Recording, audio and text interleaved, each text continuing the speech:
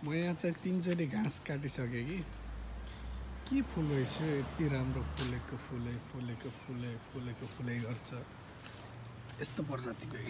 तर यहाँ यो क्रोएसियामा अथवा युरोपमा यसको चिया पनि पिउँछन्, चिया पनि मिठो हुन्छ यसको।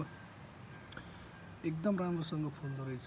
3-4 चोटि घाँस काटिसकेँ यसमा चाहिँ मैले, तर फुल्न चाहिँ छोडिरहेन। यो वसन्त ऋतु स्टार्ट भएपछि चाहिँ फुल्दो रहेछ। जे होस्, मैले चाहिँ पहिला सुरुमा वास्ता गरेको थिइनँ।